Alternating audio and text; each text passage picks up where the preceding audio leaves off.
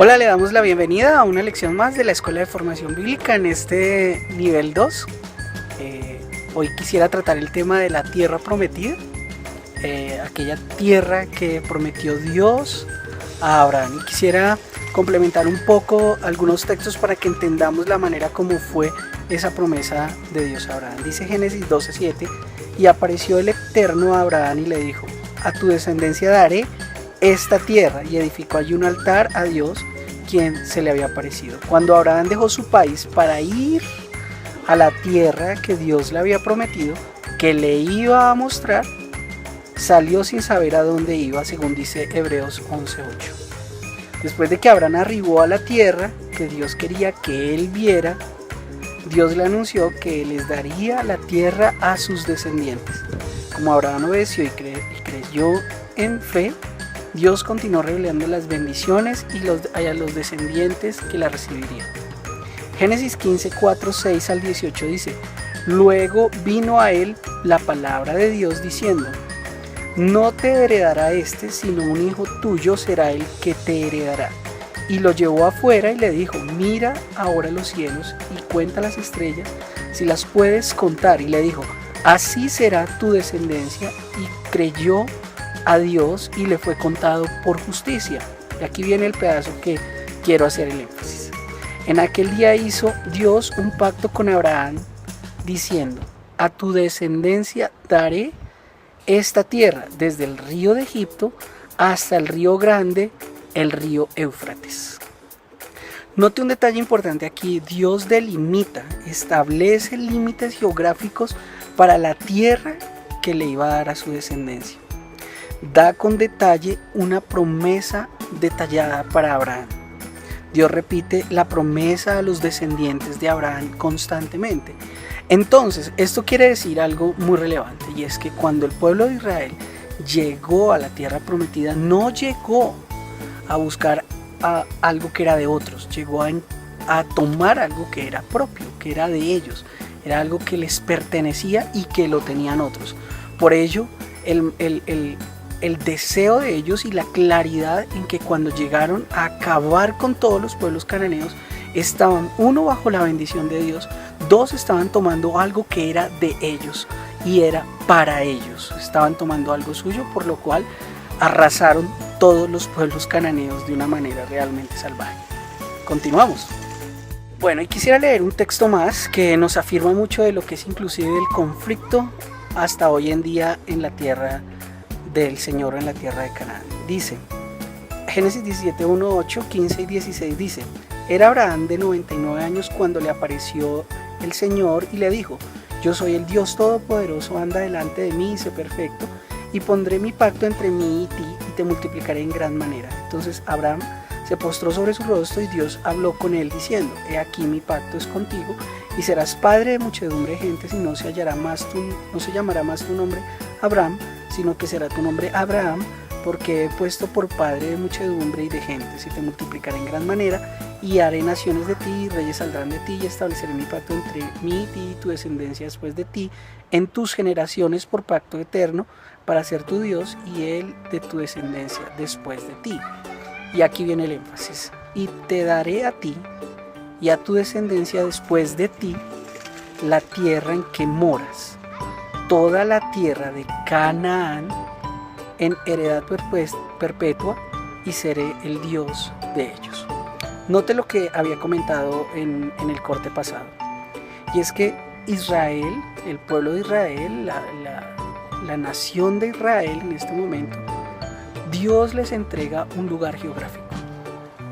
Antes eran solamente nación, ahora son territorio, lo cual es así un país. Y esto es algo que se ha luchado y que se reconoció hasta 1948. Esta es parte de la relación que hay entre la bendición de Abraham y la realidad de lo que fue esa tierra prometida y lo que el pueblo de Israel estaba anhelando cuando llegó a esa tierra prometida. Continuamos. Bueno, pero ¿cómo fue ese recorrido desde alrededor del desierto y hacia la tierra prometida? Podemos empezar desde el libro de Números, donde el Señor nos muestra y le refleja la dirección que debe tomar Moisés. El Señor le dice que debe ir de Sinaí a Cades Barnea. Ellos se dirigen hacia allí y pues en el camino le dice el Señor también que haga un censo, donde aparecen 600.000 hombres. En este proceso el Señor envía codornices por la necesidad que había de comer de parte de los hombres.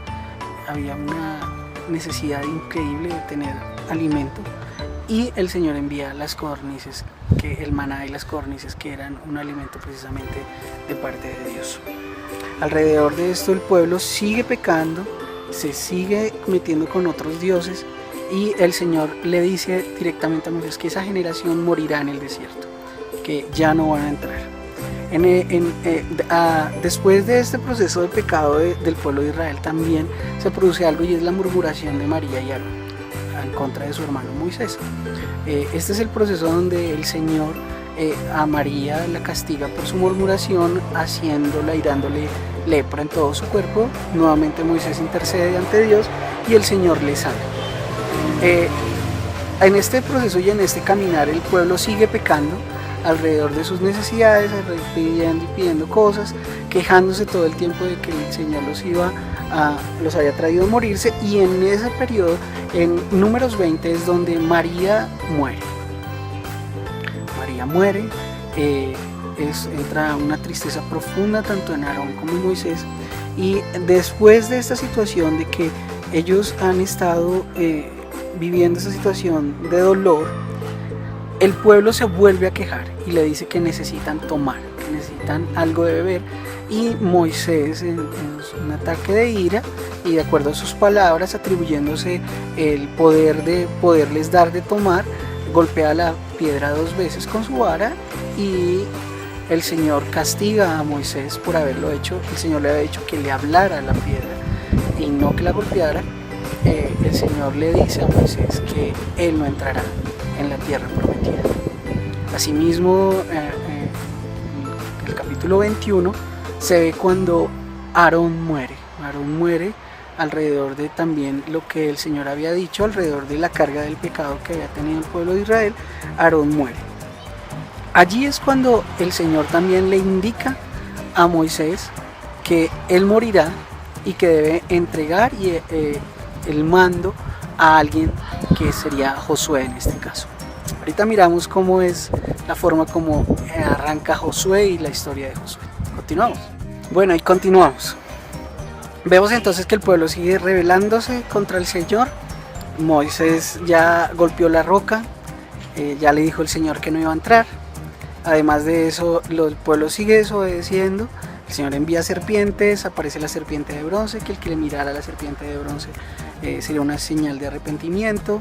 Y viene el momento crucial que nos cuenta Deuteronomio 33, donde nos muestra la bendición de Moisés a las 12 tribus. Tras este acontecimiento es la inminente entrada del pueblo de Israel a la tierra prometida, pero también la muerte suya. La muerte suya es allí en el momento en que el Señor, este momento de la bendición de las tribus es muy solemne, debido a que Moisés ora por ellos, les recuerda el Shema de Deuteronomio 6, el Shema de Israel, donde el Señor es uno, un solo Dios, y él se sube al monte Nebo, allí en la cumbre del Pisba, frente a Jericó, ve la primera ciudad que está allí, que es Jericó, mira el valle allá de Moab y mira el Jordán, y Dios le dice que pues que esa tierra será la que van a tener los descendientes, que fue la tierra que prometió a Abraham, a Isaac y a Jacob, y que sería allí el lugar donde moraría el pueblo de Israel. En Deuteronomio 34 muere Moisés. Bueno, y continuamos. Entonces, con la muerte de Moisés allí en el monte Nebo, que es el último punto de referencia que se tiene de Moisés en la Biblia, ya se dice que el Señor fue y él mismo su cuerpo quedó allí en el valle de Moab, pero pues no tenemos ninguna referencia clara, nunca se encontró el cuerpo ni nada sobre eso. Aparece Josué. Josué es aquel que debería entrar a la tierra prometida, que debía tomar, conquistar, pero Josué siguió unos pasos importantes que se narran en el libro de Josué. En el capítulo 1 vemos cómo el Señor le dice a Josué que tiene que esforzarse y ser valiente para tomar esa tierra prometida, y que sobre todo debe ser obediente. En el capítulo 2 nos muestra que Josué aprendió algo muy importante de Moisés, y es que debía enviar espías. Josué envía dos espías que van a Jericó y miran, y allí se encuentran con Rahab, quien los cubre en su casa y los libra de las personas de Jericó, prometiéndole a ellos que guardarían su vida, y Rahab finalmente sería la abuelita de David. Ese fue el plan del Señor para esta mujer que era prostituta. Después, en el capítulo 3, vemos cómo ellos deciden cruzar el Jordán para ir a tomar su tierra prometida, pero siguiendo el arca del pacto. El arca, los sacerdotes llevaban el arca y detrás iban ellos cruzando el Jordán para llegar allí bajo la bendición de Dios a la tierra que Dios les había entregado. Después vemos cómo ellos en el capítulo 4 levantan un altar de piedras que representaban el hecho de haber dejado la tierra del cautiverio y ahora estar en la tierra prometida que el Señor les había dado. Y un paso supremamente importante que fue el dado en el capítulo 5 de Josué, y es que la generación que estaba entrando no había sido circuncidada, no había hecho pacto de su generación para la nueva tierra, el pacto de bendición. Entonces Josué hace circuncidar a todos los varones, y este es el último paso de la transición y de los pasos de santidad que tomó Josué para llegar a la tierra prometida. Continuamos. Bueno, y continuamos ya dentro de la tierra prometida. Allí en una madrugada se levanta Josué a mirar el amanecer y se encuentra con el ángel del Señor, el cual está con una espada desenvainada, y le dice a él directamente que va a ganar en Jericó y que le da la estrategia de cómo hacerlo. El Señor está guiando cada uno de los pasos de Josué. La estrategia de conquista fue muy sencilla. Muy sencilla en este momento, pero el Señor le dio cada paso a Josué cómo debía hacerlo. Primero era la conquista central. La conquista central era básicamente derrotar a Jericó, que era el pueblo más fuerte con las murallas más grandes, y tenía que conquistarlo. El segundo paso era hacer el ataque, lo que se llama el ataque septentrional, y era que fueran por las tierras del sur, y después la meridional, que serían las tierras del norte. La parte de las tierras del sur está en Josué capítulo 9 y capítulo 10, y la parte de las tierras del norte está en Josué capítulo 11. Aunque los israelitas consiguieron muchas victorias, los filisteos seguían controlando muchas de las ciudades costeras. Asimismo, ellos hicieron algunos pactos con los cananeos para poder mantener allí los vínculos de guerra y demás. En los capítulos 13 al 21 la tierra es dividida en cada una de las tribus de Israel, estableciendo el clímax de todo esto alrededor del capítulo 21, verso 43, con estas palabras que dice Josué: de esta manera el Señor dio a Israel toda la tierra que había jurado dar a sus padres, y la poseyeron y habitaron en ella, y el Señor le dio reposo en derredor conforme a todo lo que había jurado a sus padres, y ninguno de sus enemigos pudo hacerles frente. El Señor entregó a todos sus enemigos en sus manos, no faltó ni una palabra de las buenas promesas que el Señor había hecho a la casa de Israel, todas se cumplieron.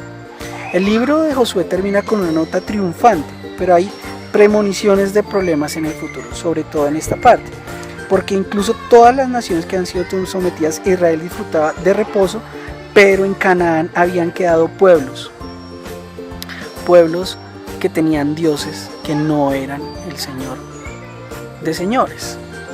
Y esto fue algo que escribe Josué, y escribe de la siguiente manera, dice: tened sumo cuidado por vuestra vida de amar al Señor vuestro Dios, porque si os volvéis y os unéis al resto de estos pueblos que permanecen entre vosotros, recuerde que el Señor le ha dicho: cuando usted tome la tierra no deje ninguno, pero acá ya Josué dice que permanecen entre vosotros. Ciertamente sabed que el Señor vuestro Dios no continuará expulsando a estas naciones de delante de vosotros. O sea, si ustedes obedecen, dése cuenta que si usted hace un pacto, cualquiera de las tribus hace un pacto con alguno de esos pueblos, Dios no va a protegerles. Y allí aparece una situación muy grave, y es que cuando comienza el libro de los jueces sentimos inmediatamente una atmósfera muy diferente a la que se vio en Josué.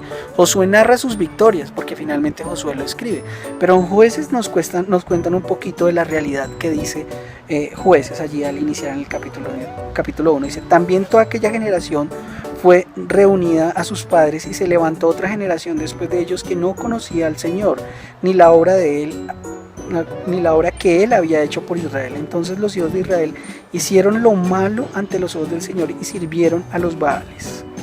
Aquí vemos cómo hay una situación grave donde el pueblo de Israel, aunque entró a la tierra prometida, hizo pacto con pueblos que tenían dioses, los cuales el Señor les había dicho que no nuevamente. Y aquí vemos como en la generación que entró a la tierra prometida, la siguiente generación no supo nada de aquel Dios que los había llevado hasta allí. Y estos pueblos empezaron a hacer pactos con ellos, con esos pueblos que habían quedado dentro de la tierra prometida. Bueno, espero les haya gustado este nuevo video de la conquista de la tierra prometida. Espero les haya quedado claro y pues que de todo esto podamos aprender y tener conciencia de la obediencia al Señor en todo sentido. Un abrazo, Dios les bendiga. Nos vemos.